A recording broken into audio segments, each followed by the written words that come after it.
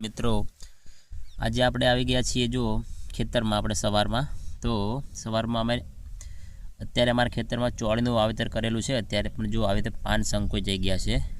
જો આ પ્લાન્ટ તમને બતાવું નજીકથી। તમારા ખેતરમાં ચોળી વાવીને તમે જો આવી રીતે પાન અંદરના ભાગે સંકોચ જતા હોય તો એનો સીધો મતલબ એવો થાય છે કે તમારા પાકમાં ચૂસ્યા પ્રકારની જીવાતો આવી ગઈ છે। તો આવી જીવાતો તમારા ખેતરમાં પડી હોય તો તમારા જે પાકનું વાવેતર કર્યું હશે એનો વિકાસ નહીં થાય। અમારી ચોળીનો જો આ પાન ચૂસવા માટે જીવાતો આ ચૂસ્યા પ્રકારની જીવાતો કહેવાય છે જે આ જીવાતો તમારા પાકનો વિકાસ નહીં થવા દે। વિકાસ નહીં થાય તો તમારે ફળીઓ નહીં આવે, ફળીઓ નહીં આવે તો તમારે પ્રોડક્શન મળશે નહીં, એટલે સીધું નુકસાન થશે આમાં।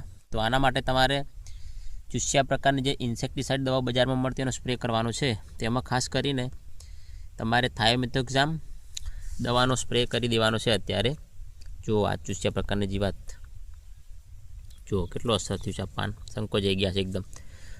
આ બધી જીવાતો છે ને એ તમારા પાકમાંથી રસ ચૂસી જતી હોય છે, એટલે હવે આપણે આનું નિવારણ લાવવા માટે તાત્કાલિક સ્પ્રે કરી દેવાનો છે।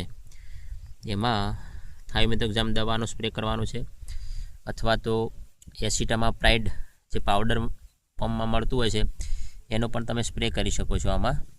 પછી ઇમિડાક્લોરોપાઇડ દવા પણ એનો પણ સ્પ્રે કરી શકો છો, જેથી તમને તમારે ચૂસ્યા પ્રકારની જીવાતો નિયંત્રણ થઈ જશે। આવા જ ખેતીને લગતા વિડીયો જોવા મારી ચેનલને સબસ્ક્રાઈબ કરો, મારા વિડીયોને વધુમાં વધુ શેર કરો। આપણે મળતા રહીશું। જય હિન્દ, જય ભારત, ભારત માતા કી જય।